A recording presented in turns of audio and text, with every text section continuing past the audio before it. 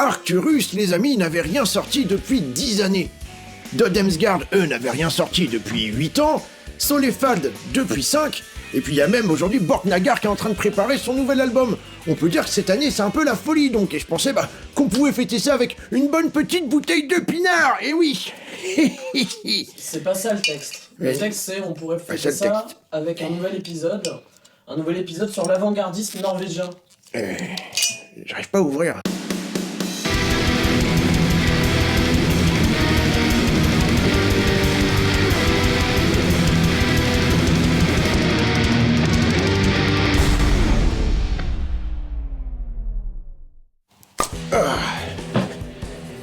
Il suffit de regarder les principaux protagonistes de la vague black metal 90, ceux-là même que les jeunes trous considèrent comme les pères intouchables du black metal, le vrai, comme il devrait être, pour se rendre compte que les codes écrits par ces derniers ne pouvaient être respectés à la lettre, et ils furent d'ailleurs complètement annihilés par la suite. Être avant-garde, c'est être à la pointe du progrès, être expert en expérimentation en quelque sorte. En 1994, Mayhem nous sort un album mythique, aux lignes de chant complètement chelou. On sentait déjà que les bonhommes n'avaient pas peur de tester des trucs, au service tout de même d'une ambiance toujours plus sombre et totalitaire.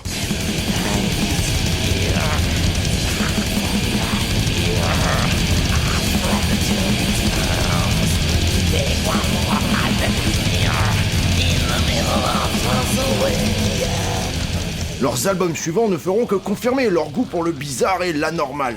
Emperor n'attend même pas son premier album pour commencer à inclure des claviers et instaurer une ambiance d'un autre temps. On connaît la suite des aventures d'Izan, le leader, qui suivra la voie du métal technique aux influences rock-prog et qui ne cessa d'expérimenter, que ça soit avec Emperor ou son projet solo. Même Fenris du duo culte Darkthrone a fait joujou avec des claviers avec son Neptune Tower, et ce 2 fois consécutives, en 1994 et 1995. Un projet noise venu de l'espace, splitté depuis, mais qui souligne encore une fois un certain goût pour l'expérimentation.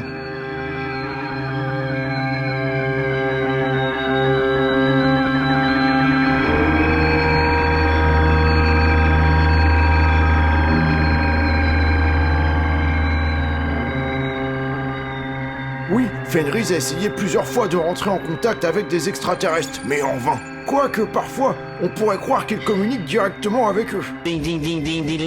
Puis pour finir le tour des incontournables, Varg Vikernes a réadapté à lui tout seul les codes du black metal, en y ajoutant des éléments ambiants et minimalistes, au point de faire des albums uniquement au synthé, seul instrument auquel il avait accès lors de son passage par la case prison. Il a influencé un nombre de formations inimaginables, ainsi que des genres musicaux comme le dungeon synth par exemple.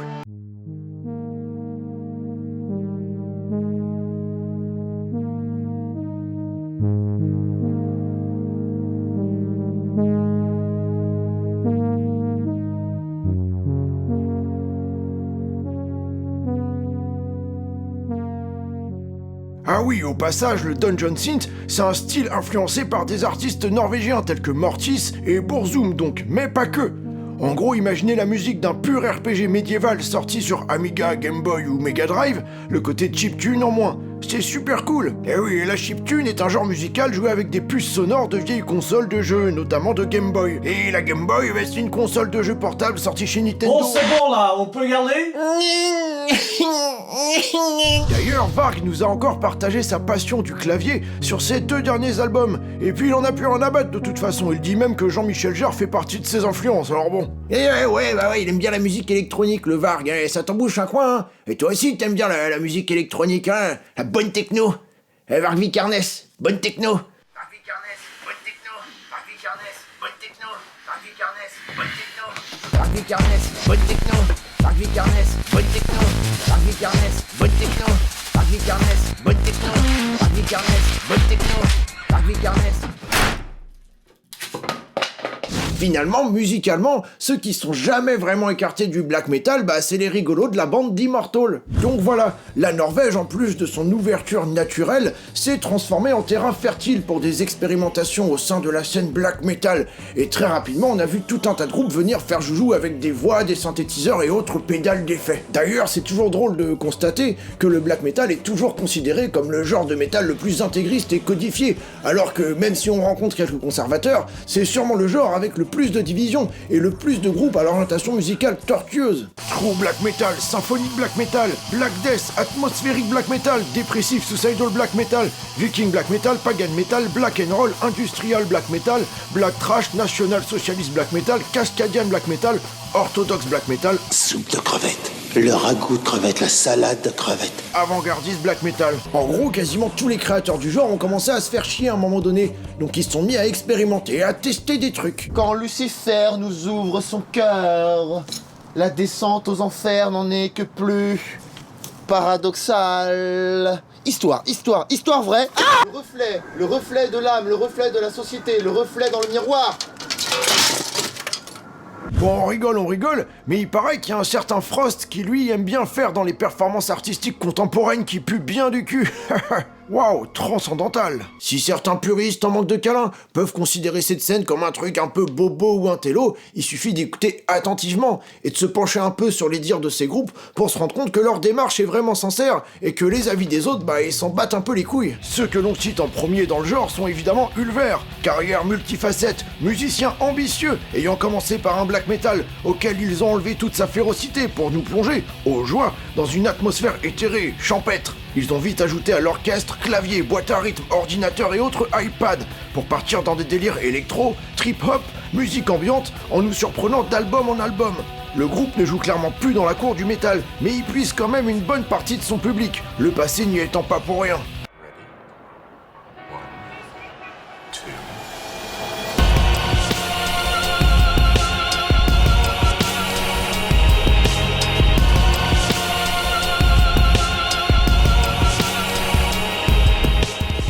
Le fondateur du groupe, Christopher Rigg, est considéré comme une tête dans le milieu. Pour ses 2 derniers albums, toujours plus expérimentaux, il s'est associé au Norwegian Arctic Philharmonic Orchestra, puis avec les Droneux de Sun. C'est pour dire dans quelle strate il évolue, le garçon. En même temps, venant d'un mec qui a chanté sur les 3 premiers albums d'Arcturus, il ne fallait pas en attendre moins. Arcturus aussi, dans son genre, a pas mal déliré autour du black metal. C'est Vortex, ancien bassiste et chanteur voix claire de Dimmu Borgir, qui est aujourd'hui derrière le micro. Ligne de chant cosmique, composition tarabiscotée blindée de bidouillage électronique. Ces arlequins de l'espace qui avaient débuté leur carrière par du black metal symphonique font clairement partie de mes préférés. Ils viennent de sortir leur nouvel album, qui, justement, manque un peu de surprise après 10 ans de mutisme.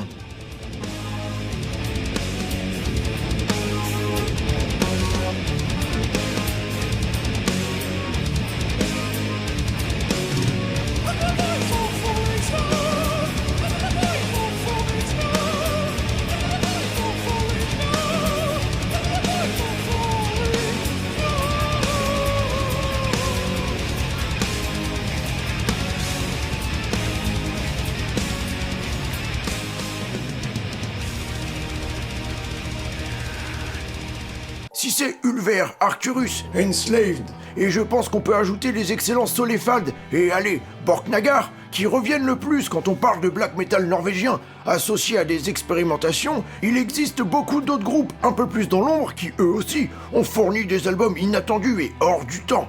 Fleuretti, duo formé en 91 qui, je pense, remporte la palme du chant black metal le plus extrême et strident.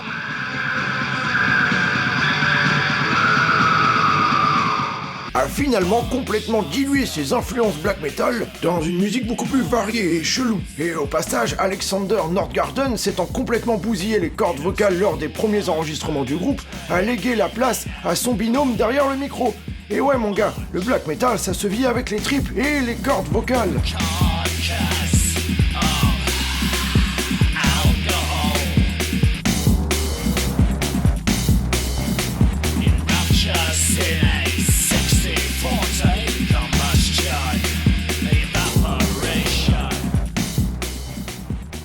In the Woods, eux pelotonnaient dans un black metal assez cru et épique, pour finalement partir vers quelque chose de plus doux et lyrique. Ce groupe s'est formé en 1991, l'année de création de Burzum, Arcturus, Emperor et plein d'autres. Comme quoi il y a vraiment quelque chose de spécial qui s'est produit en Norvège à ce moment-là.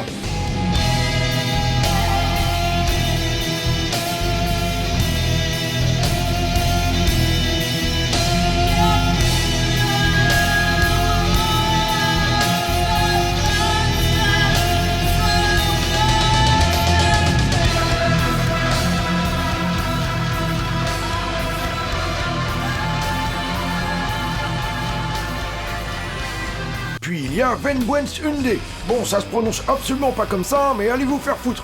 Absolument culte dans le genre et qui n'a fourni qu'un album en 95. Mais quel album? Return in Waters est considéré comme un bijou d'avant-gardisme par beaucoup de fans du genre.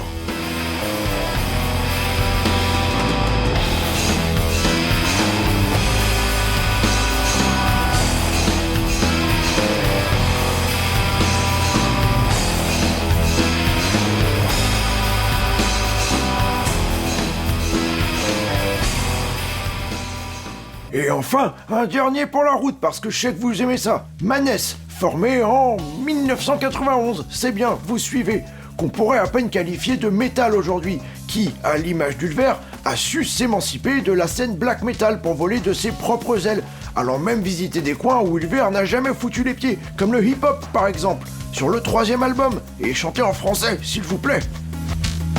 J'aurais aimé être un bon exemple, un héros. Pas fini perdu dans la jungle à zéro. À force de penser j'ai perdu ma mémoire. Et les fenêtres de ma vie ont baissé les rideaux. Je sais que la vie ne me donne pas de cadeaux. Et quoi que je fasse il aura toujours des défauts. Mais c'est pas la fin, c'est que le début de mon destin. Il est temps de trimer un petit peu mon cerveau. Non mais où est-ce qu'on va là? Et puis quoi après? Des groupes influencés par Caris et Section d'Assaut? Bah après nous t'as vu, on est là, quartier nord, on représente black metal, si la famille normale, tu sais. T'inquiète. Genre on est là, ouais bah après tu vois c'est ça, les gens ils se rendent pas compte, tu vois, dans les cités, les banlieues, tout ça, genre t'as besoin, t'es comme ça, tu trouves un truc pour genre un truc qui existe pas pour te rebeller, genre Dieu, tu vois. Après t'es là, t'es croix renversée, croix à l'envers, corse pain, voilà, hein, c'est la famille hein. Ouais, mon frère. Voilà, fais un ton ta mère toi. Mais mais nique pas tout le gaz, fils de pute, on pourra plus rouler le bédo après, on pourra plus niquer les églises sa mère après. Vas-y. Le point commun de tous ces groupes du début des 90s, c'est d'avoir fait preuve d'une ouverture d'esprit assez tôt et de s'être orienté au fur et à mesure du temps vers quelque chose de plus varié, musical et disons lounge, jazzy pour certains. En lisant leurs interviews d'époque, on se rend bien compte que cette image de trou pas content, ils s'en tamponnaient pas mal le coquillard. Ça citait aussi bien des influences de musique électronique que des poèmes scandinaves. Et on sentait bien que ces groupes allaient tous s'orienter vers quelque chose d'hors norme, à milieu des traditions du métal noir. Là, je vous ai cité les pionniers, mais en fait la scène est tellement foisonnante que, comme d'hab, je vous laisse partir à l'aventure comme des grands. Et encore, je me suis focalisé que sur la scène norvégienne, parce que sinon il faudrait que je vous parle de Blood Oath Nord, d'Espel Omega et de toute la riche scène française. Ou encore de la 3e vague américaine avec des groupes comme Wolf in the Throne Room, Liturgy ou encore Kralis et non, ça prendrait des heures. Il y a vraiment un nombre infini de groupes brillants qui s'aventurent hors des sentiers battus. Et c'est là que ça devient intéressant. Pour un tant soit peu que vous soyez ouverts, c'est un monde sans fin à explorer qui se trouve face à vous. Donc n'hésitez pas à aller voir ce qui se passe dans les autres pays. Cette année, les Japonais de Sai ont sorti Graveward, et puis les Anglais de A Forest of Stars ont sorti leur 4e album, dans une très belle box d'ailleurs. Mais bon. Je vous dis à plus. Je crois que ça va. T'es foiré? Mais oui.